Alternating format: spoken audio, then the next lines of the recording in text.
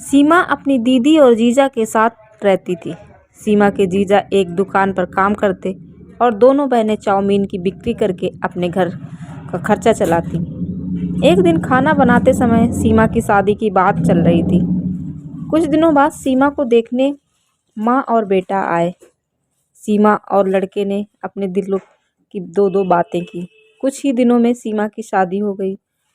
ससुराल में खाना बनाने की रस्म हुई तो सीमा ने तरह तरह के खाने बनाए। सब ने खूब तारीफ की। फिर क्या, सीमा की सासू माँ ने दोनों को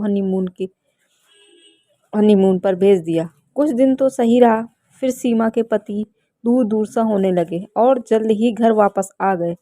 सीमा की सासू माँ ने जब जल्दी आने का कारण पूछा तो सीमा ने कहा, मेरी तबीयत गड़बड़ थी। एक दिन सीमा ने अपने पति को किसी और से बातें करते हुए सुना। जब उसने पूछा कि किससे बातें कर रहे थे आप, तो गुस्से से बाहर चले गए। एक दिन सीमा ने जब उन्हें एक दूसरी लड़की से बातें करते देखा तो वो तुरंत ही समझ गई और अपनी दीदी और जीजा के पास गई और सारी कहानी बताई। जब सीमा की सास को इसकी असलियत मालूम पड़ी तो वो सीमा के पास पहुंची और सीमा से माफ़ी मांगने लगी। कहा, मुझे नहीं पता था कि मेरा बेटा इतना गिरा हुआ है। Thank you.